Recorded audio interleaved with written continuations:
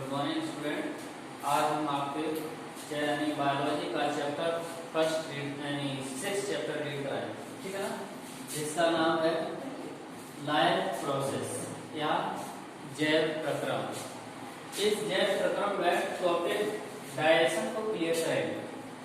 Digestion होता क्या है, जैसे नॉर्मली सभी स्टूडेंट जानते हैं कि डाइजेशन को हर एक व्यक्ति के लिए बहुत जरूरी है। डाइजेशन होता क्या है कि भोजन के जटिल अणु को सरल अणुओं में बदला जाता है। यानी कहने का मतलब डेफिनेशन के तौर पर कहें कि डाइजेशन वह क्रिया है जिसके द्वारा भोजन के जटिल एवं अघुलनशील अणुओं को सरल या घुलनशील अणुओं में चेंज किया जाता है। पाचन कहलाता है। अब पाचन के कुछ स्टेप हैं, जैसे कि हम देखेंगे डाइजेशन करने से पहले हम भोजन को इंटेक करेंगे, भोजन को हम अपने माउथ में लेंगे, तो उसके भी कुछ स्टेप्स हैं। तो फर्स्ट स्टेप इसका होता है इंजेशन। इंजेशन का मतलब है अंतःक्षेपण। अंतःक्षेपण का मतलब क्या है, यानी जैसे कि हम कैसा कहेंगे, प्लेट से हम भोजन को अपने माउथ में लेते हैं, यानी प्लेट से भोजन को माउथ में लेने की जो क्रिया है उसे हम इंजेशन या अंतःक्षेपण कहेंगे।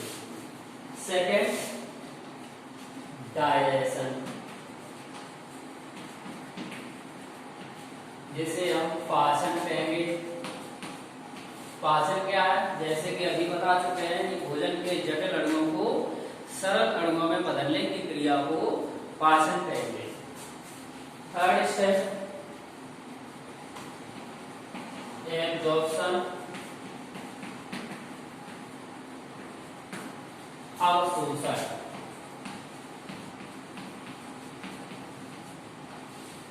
अवशोषण क्या होता है, यानी भोजन यानी शरीर में पाचन की क्रिया के द्वारा जो पचे हुए भोजन है उसको हम अपनी आंत के द्वारा यानी स्मॉल इंटेस्टाइन के द्वारा भोजन में यानी अवशोषण कर लेते हैं।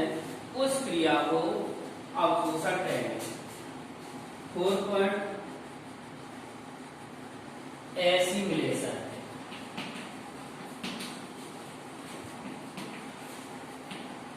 स्वांगीकरण।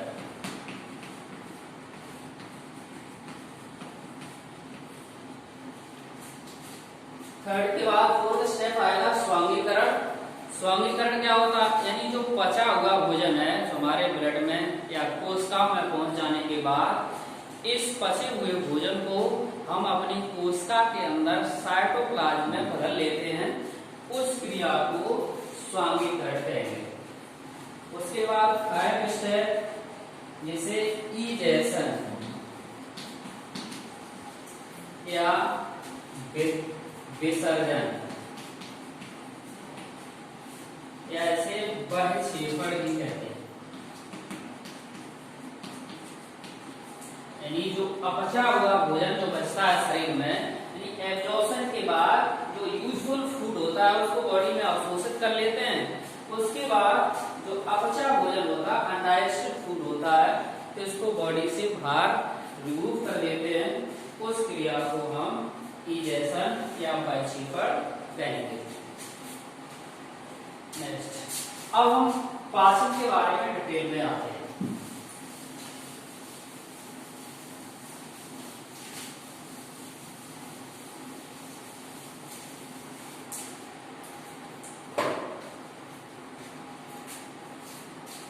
डाइजेशन, जैसे कि आपको बता दिया गया, डाइजेशन यानी पाचन।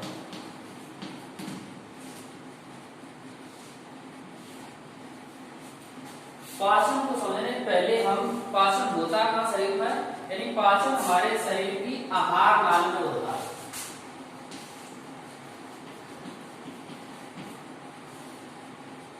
आहार नाल या alimentary canal, alimentary canal. Alimentary canal, इसके भी कुछ पार्ट होते हैं। First part mouth and buccal cavity यानी मुख एवं मुखद्वार। सेकेंड पार्ट फेरिंक्स ग्रसनी। थर्ड पार्ट ईसोफेगस ग्रास नली।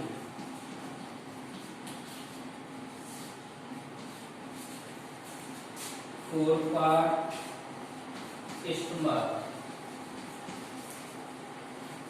आमाशय।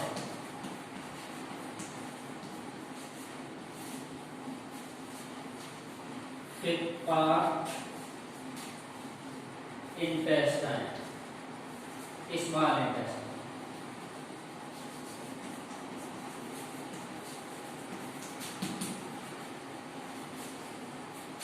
सोडियम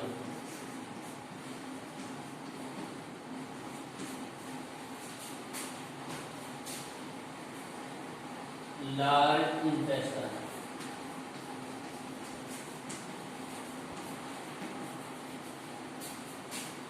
बढ़िया।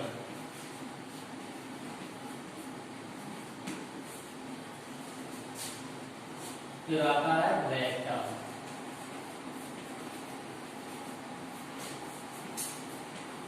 मलाशय। ये हम लोगों के एलिमेंट्री कैनाल के पार्ट है।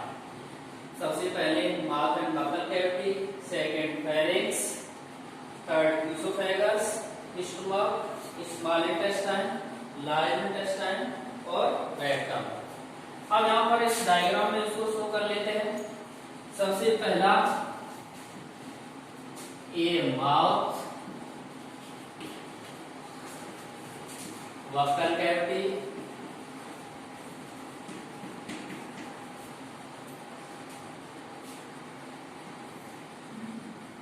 Liver,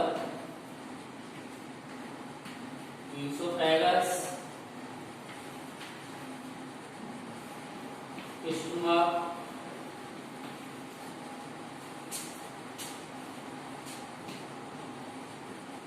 gall bladder,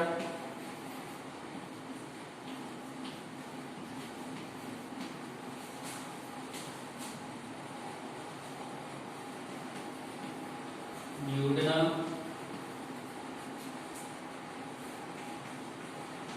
pancreas,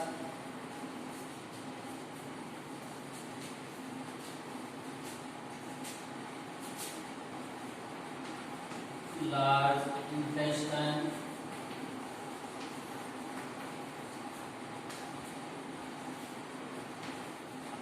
small intestine,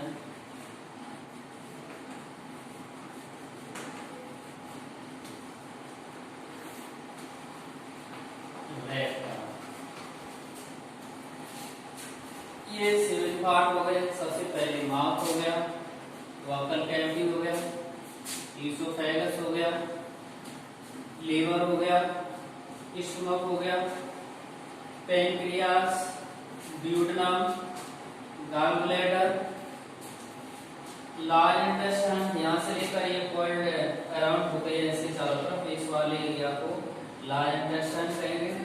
और ये यहाँ से स्टमक के बाद में जो ट्यूब-लाइक स्ट्रक्चर टाइप की दिख रही है उसे हम स्मॉल इंटेस्टाइन कहेंगे। लास्ट में ये एक पाउच-लाइक स्ट्रक्चर होती है जिसे रेक्टम कहेंगे और जो एंड पॉइंट होता है इसे एनस कहेंगे। ये 7 पार्ट हो गए। अब इसका डाइजेशन के टाइप्स पढ़ेंगे।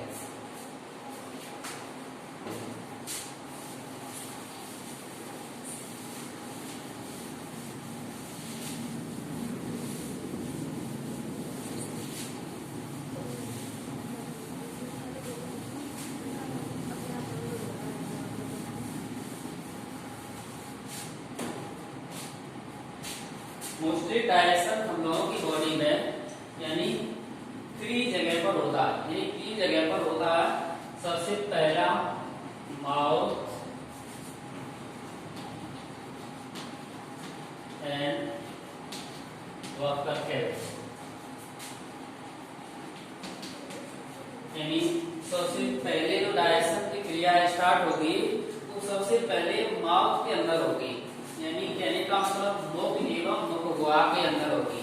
जैसे ही हम भोजन को अपने माउथ में लेते हैं उसमें दो प्रकार की क्रियाएं स्टार्ट होती हैं, एक chemical reaction, chemical action, second physical action. यानी फिजिकल और केमिकल एक्शन कहने का मतलब है इसमें केमिकल रिलीज होंगे। केमिकल रिलीज क्या होंगे, जैसे कि हम कह सकते हैं इसको एंजाइम, एंजाइम की हेल्प से इसमें एक्शन होगा या रिएक्शन होगा। ये फिजिकल एक्शन का मतलब क्या है कि कोई फिजिकल एक्टिविटीज हो, जैसे ही फूड माउथ के अंदर आता है वैसे हमारे टीथ की हेल्प से उस भोजन को टुकड़ों में यानी छोटे छोटे पीस में या पार्ट में बदल लिया जाता, उस क्रिया को हम फिजिकल एक्शन कहेंगे। जब भोजन के छोटे छोटे पार्ट हो जाते हैं तब उसमें ये केमिकल की रिएक्शन स्टार्ट हो जाती है। केमिकल रिएक्शन में क्या होगा, एंजाइम्स रिलीज होते हैं। तो माउथ के अंदर यहाँ समझ रहे हैं, माउथ के अंदर सैलाइवरी ग्लैंड प्रेजेंट होती हैं, सैलाइवरी ग्लैंड्स। इन सैलाइवरी ग्लैंड से सैलाइवा रिलीज होता है, सैलाइवा यानी लार निकलती है, इनको लार ग्रंथियां कहेंगे। लार ग्रंथियां प्रेजेंट होते हैं जिससे लार निकलते हैं, है ना। और लार क्या करते हैं, लार भोजन को चिकना बना देती है, यानी भोजन चिकना हो जाता है तो आसानी से हमारे ईसोफेगस में पास भी हो जाता है। और इसके साथ साथ इसमें एक एंजाइम पाया जाता जिसको हम टायलिन एंजाइम कहेंगे, टायलिन एंजाइम। टायलिन एंजाइम भोजन पर क्रिया करके उसको शुगर में या शर्करा में चेंज कर देता है। तो सबलेंस के रिएक्शन के थ्रू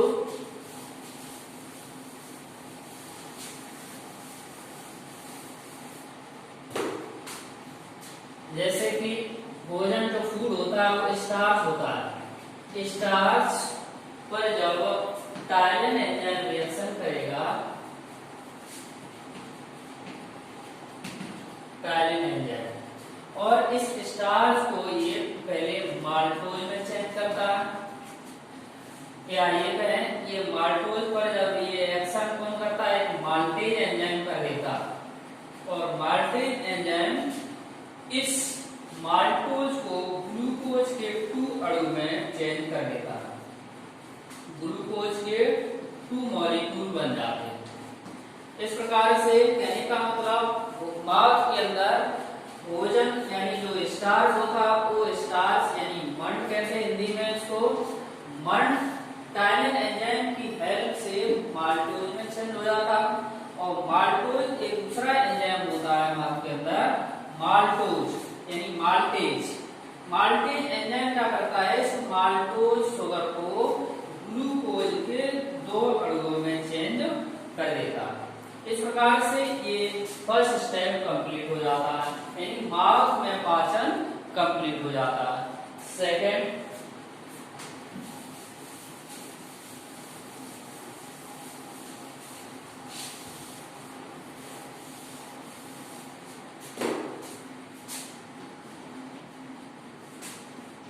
डाइजेशन इन स्टमक यानी आमाशय में पाचन।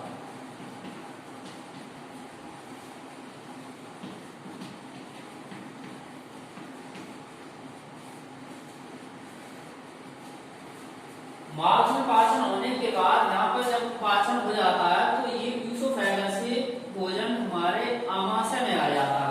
अब पाचन यहाँ पर स्टार्ट हो जाएगा। जैसे यहाँ पर अब फूड आता है तो फूड में यानी कुछ प्रकार की यानी आमाशय में कुछ प्रकार की कोशिकाएं पाई जाती हैं जिसके द्वारा यानी गैस्ट्रिक जूस सीक्रेट होता है, यानी गैस्ट्रिक यानी जठर रस निकलता है और उस जठर रस के अंदर कुछ एंजाइम पाए जाते हैं। तो कौन कौन से एंजाइम, यानी गैस्ट्रिक एंजाइम निकलेगा, गैस्ट्रिक जूस। उस गैस्ट्रिक जूस में जैसे कि कुछ इनएक्टिव एंजाइम्स निकलेंगे या प्रो एंजाइम कह सकेंगे इसको, प्रो एंजाइम। कौन से एंजाइम हो गए? Pro enzyme. प्रो एंजाइम का नाम कौन सा है? जैसे हम कहेंगे प्रो, या हम कह सकेंगे पेप्सिनोजेन। दूसरे नाम से भी जानते हैं इसको, प्रोपेप्सिन। Second, prorenin. प्रोरेनिन दूसरी, इसमें स्टमक के अंदर एक अम्ल भी निकलता है, यानी एसिड भी निकलता है, जिसे हम HCl कहेंगे, HCl, हाइड्रोक्लोरिक अम्ल, हाइड्रोक्लोरिक एसिड। ये अम्ल क्या करता है? भोजन के साथ में आए हुए बैक्टीरिया या कुछ हार्ड सब्सटेंस को क्या करता है? नष्ट कर देता है। भोजन के साथ में आए हुए कुछ बैक्टीरिया वायरस जो भोजन के साथ में आ जाता है, तो ये HCl उसको किल कर देता है, मार देता है। और भोजन के साथ में कुछ हार्ड पदार्थ, जैसे कि कुछ भी भोजन के साथ में कुछ हार्ड सब्सटेंस आ जाएं, तो उनको भी डिसॉल्व करने का काम HCl करता है। तीसरा, ये HCl भोजन को सड़ने से भी रोकता है, ठीक है। और लास्ट फंक्शन इसका, ये जो इनएक्टिव हैं प्रो एंजाइम्स हैं, पेप्सिनोजेन और प्रोरेनिन, इन दोनों को एक्टिव में बदलने का भी काम कौन करता है? HCl करता है। जब HCl इस पेप्सिनोजेन पर और प्रोरेनिन पर जब क्रिया करता है, तो ये पेप्सिन में चेंज हो जाता है, पेप्सिन, और प्रोरेनिन रेनिन में चेंज हो जाता है। और ये रेनिन एंजाइम ज्यादातर बच्चों में देखा गया, चिल्ड्रंस में, और बछड़ों में, जैसे गाय भैंस के जो बछड़े होते हैं उसके अंदर ये देखा गया पेप्सिन। और ये मिल्क प्रोटीन को डाइजेस्ट करता है, मिल्क प्रोटीन को। दूध में जो पाई जाने वाली शुगर, लैक्टोज शुगर पर ये क्रिया करता है और उसको लैक्टिक एसिड में बदल देता है। देखा होगा छोटे छोटे बच्चों में, जैसे कि मिल्क पीने के बाद जस्ट वॉमिटिंग करते हैं तो दूध फटा हुआ निकलता है, वो इसी एंजाइम की वजह से होता है, क्योंकि मिल्क पर ये क्रिया करता है। मिल्क की शुगर जो होती है लैक्टोज शुगर, उस पर ये क्रिया करके उसको लैक्टिक एसिड में बदल देता है, जिससे दूध फट जाता है। ये पेप्सिन एंजाइम हम लोग एडल्ट में होता है, ये प्रोटीन पर क्रिया करके पेप्टोन्स में बदल देता है। प्रोटीन पर क्रिया करके इसमें बदलता है, पेप्टोन्स में बदल देता है। Next, digestion.